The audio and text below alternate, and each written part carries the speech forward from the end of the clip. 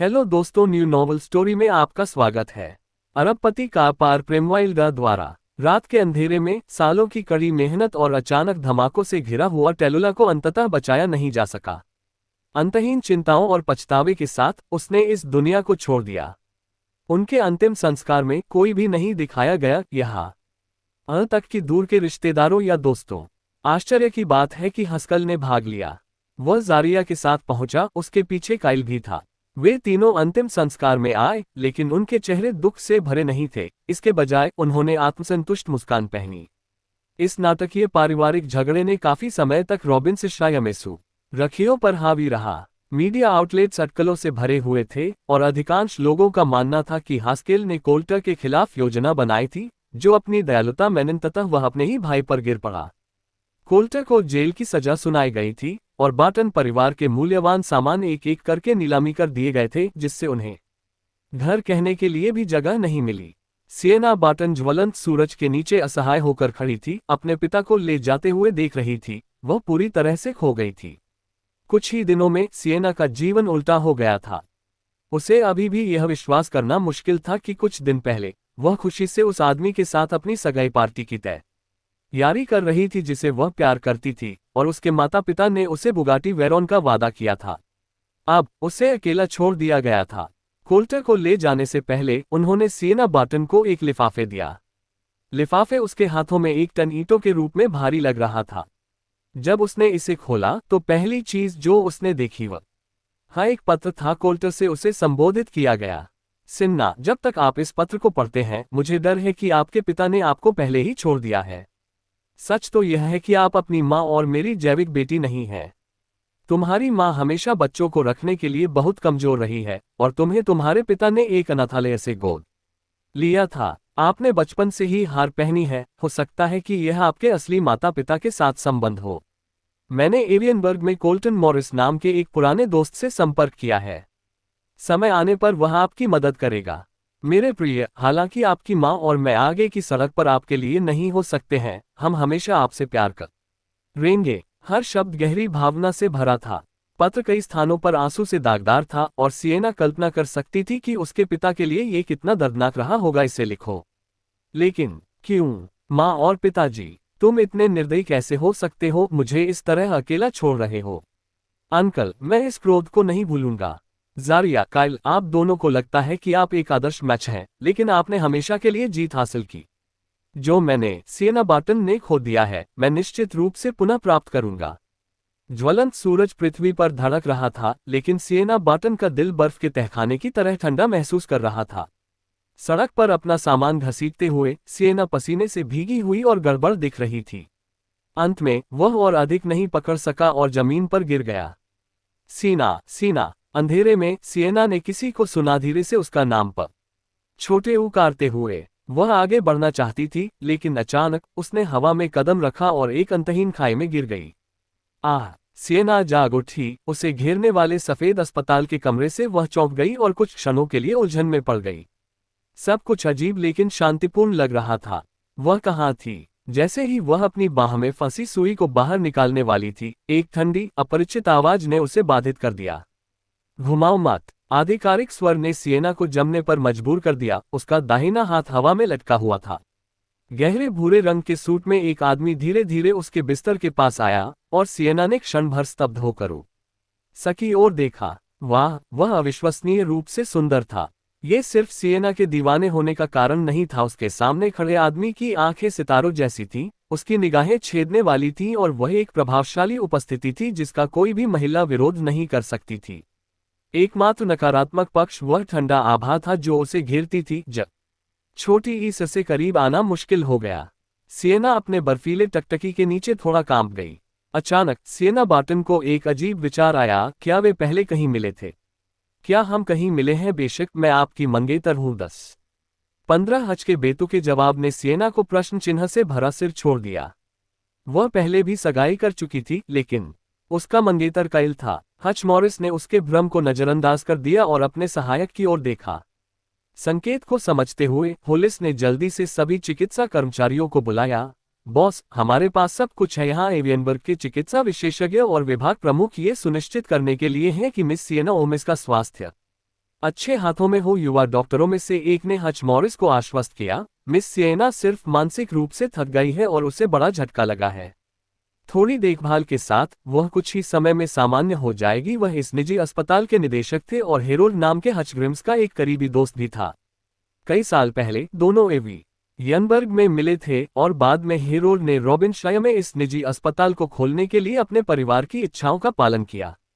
हालांकि वह अभी भी अपने 20 के दशक में था, हेरोल्ड ने पहले से ही चिकित्सा क्षेत्र में अपना नाम बनाया था, जो एक दुर्लभ प्रतिभा साबित हुई थी।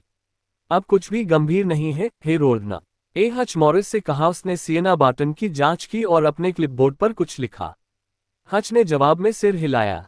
इसके साथ ही हेरोल्ड और उनकी टीम ने कमरे को छोड़ दिया। अस्पताल का कमरा फिर से चुप हो गया, जिससे हच और सिएना एक दूसरे को घूर रहे थे। सिएना ने सावधानी से कहा, मुझे बचाने के लिए धन्यवाद। मैं अब घर जा सकते हैं, है ना? हाँ, हच ने उत्तर दिया। वह कुछ शब्दों का आदमी था। उसके बाद वह खिड़की के पास अपनी सीट पर लौट आया और समीक्षा करने के लिए एक फाइल उठाई।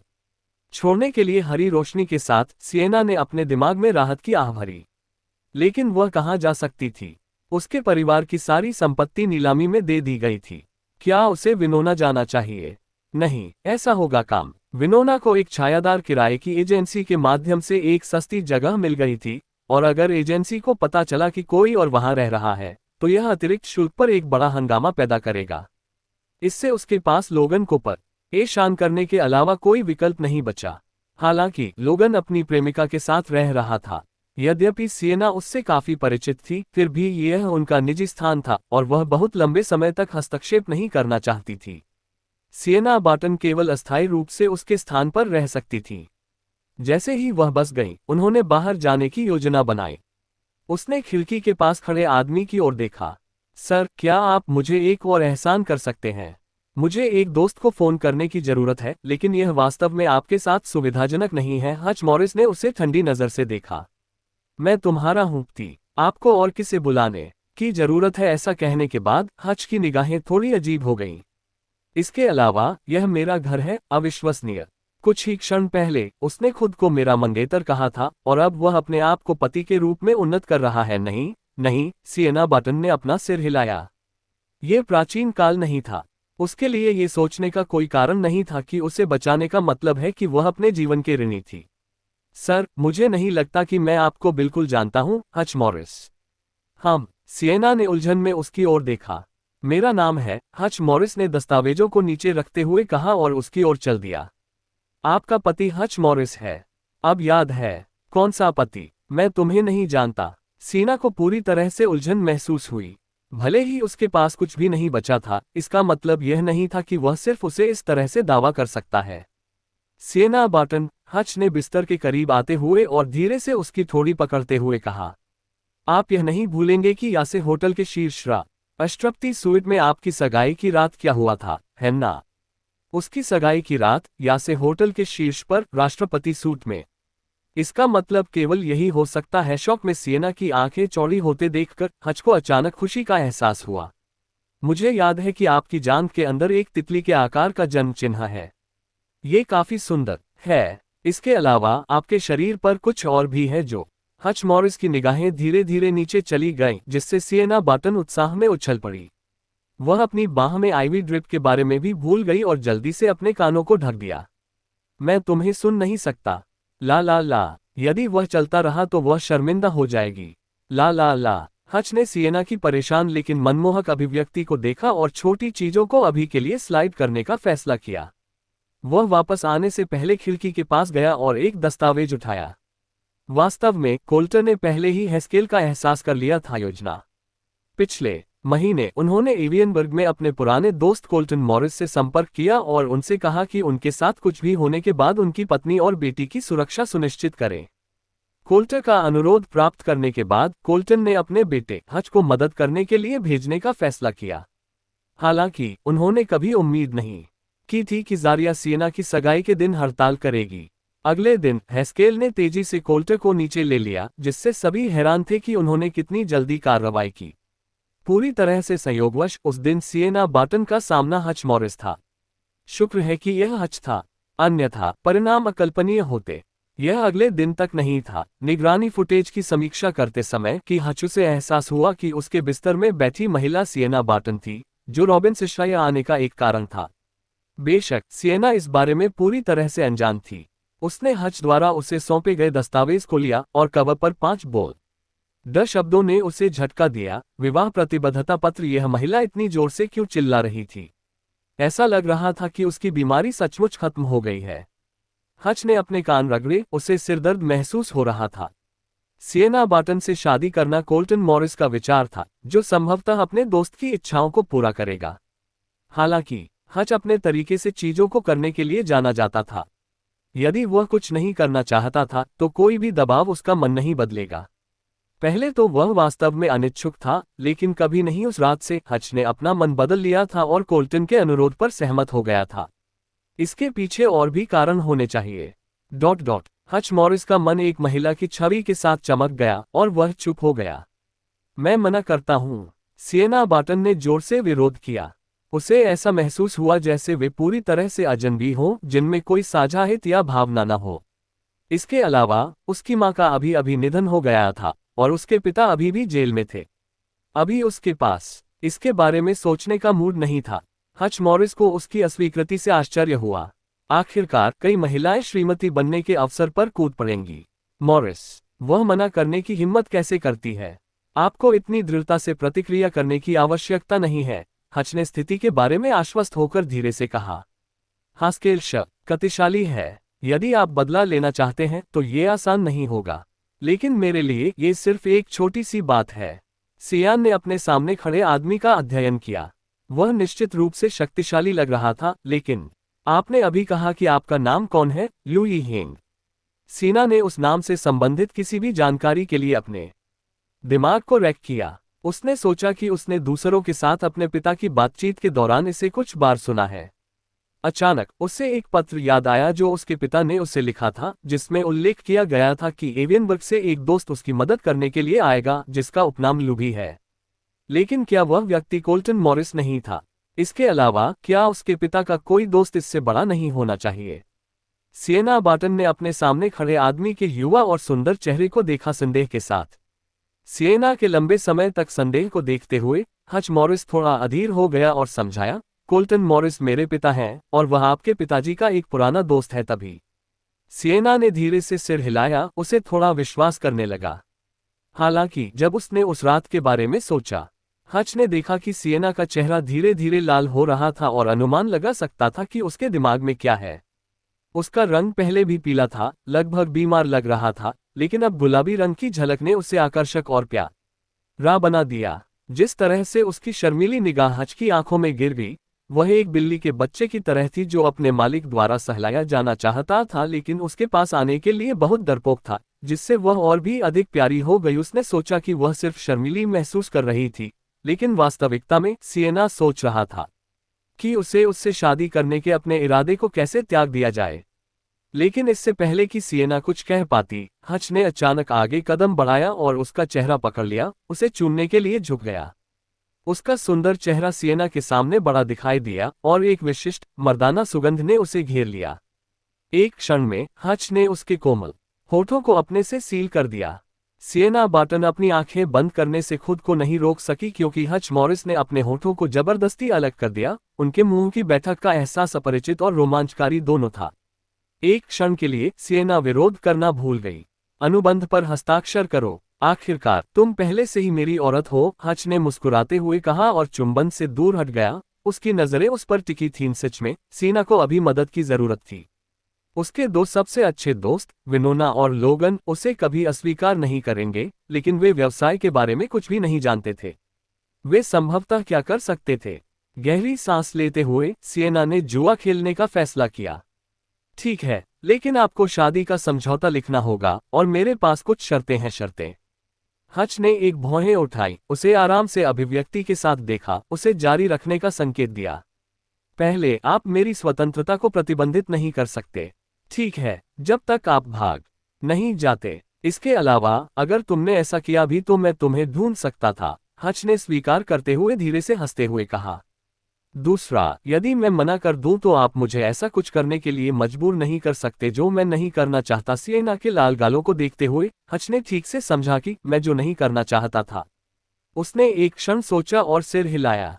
यह एक छोटी सी बात थी, वह उसे चाहने का तरीका ढूंढ लेगा। इसके अलावा सिएना बार्टन काफी संतुष्ट थी जब उन्होंने शादी के समझौते में एक खंड देखा जिसमें कहा गया था कि संबंध का कोई सार्वजनिक खुलासा नहीं किया जाएगा, लेकिन अगर ऐसा था तो वह पहली जगह में उससे शादी क्यों करना चाहेगा। ओह अच्छा, यह कोई फर्क नहीं पड़ता। आखिरकार उसके पास खोने के लिए कुछ भी नहीं था। उसने खुद को नीचे देखा, उसे एहसास हुआ कि वह अब लिंगली के लिए कोई मैच नहीं थी। थोड़ी देर बाद स्थिर रोल्स रॉयस एक विला के सामने रुक गया और होलिस ने सिएना को उसके सामान के साथ मदद की।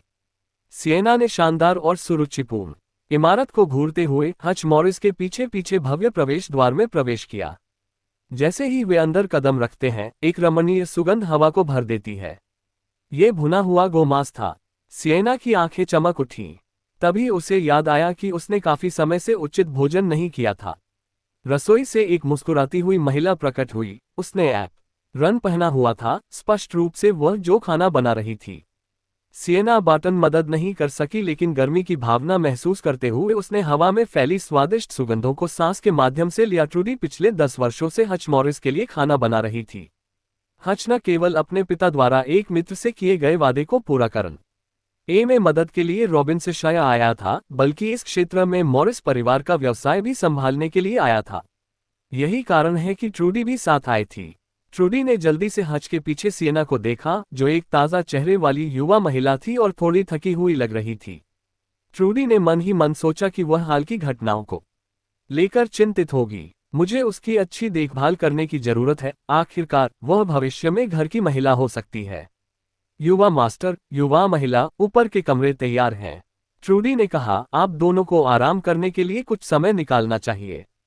सिएना ने ट्रूडी की उत्सुकता भरी निगाहों से मुलाकात की और जल्दी से सिर हिलाया। जवाब दिया, धन्यवाद। ट्रूडी की मुस्कान चौड़ी हो गई। ऐसा लग रहा था युवा मालकिन विनम्र थी और संभवतः उसके साथ रहना आसान होगा। 4 कमरे ऊपर थे और हच ने उनमें से एक खोला। आप अभी के लिए यहाँ रह सकते हैं। सिएना बार्टन ने हच मॉरिस के पीछे कमरे में प्रवेश किया। अंदर की सजावट सरल लेकिन सुरुचिपूर्ण थी। यह उत्कृष्ट था, लेकिन इसमें उस गर्मी का थोड़ा सा हिस्सा नहीं था जिसने एक घर को घर बना दिया।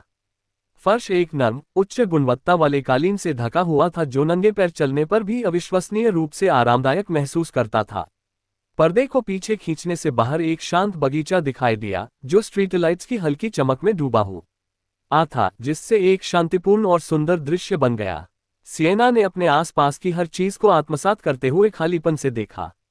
यह बार्टन परिवार के हवेली जितना ही प्रभावशाली था, यदि उससे भी अधिक नहीं शानदार। बस अभी के लिए यहाँ रहो। यदि कोई ऐसी चीज है जिससे आप खुश नहीं हैं, तो मुझे बताएं। हच ने उसके पीछे आकर दी।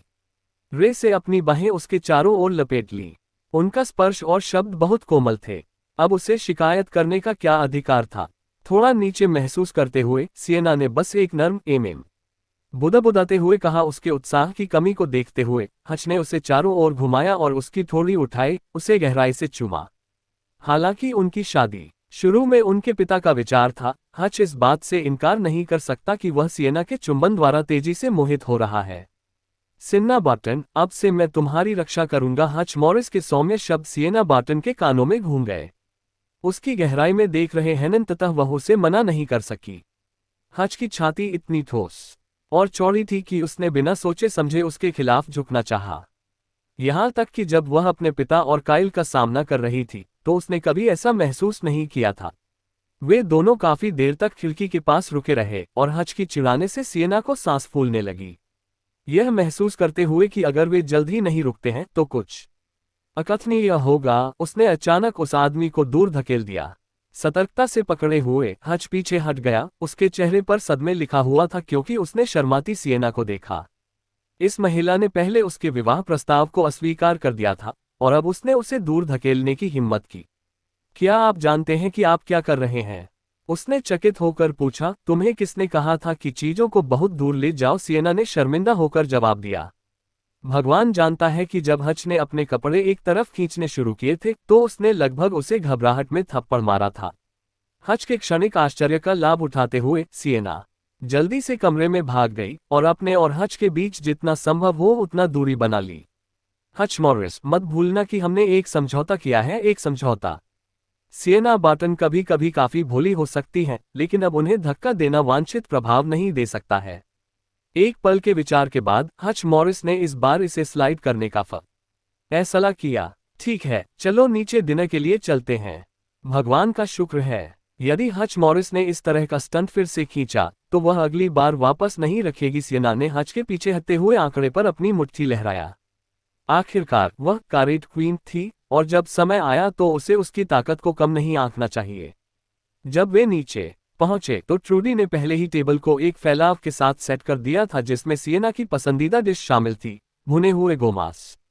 समृद्ध चमकदार गोमांस को पतले टुकड़ों में काटा गया था और प्लेट पर अच्छी तरह से व्यवस्थित किया गया था। साथ ही मसालेदार सॉस की एक छोटी सी डिश भी थी जिससे सिएना के मुंह में पानी आ गया था। इसके अलावा शहद ग्लेज्ड चिकन विंग्स, ब्रेज्ड बैंगन, गोभी वर्मिसेली और कॉर्न रिब सूप भी थे।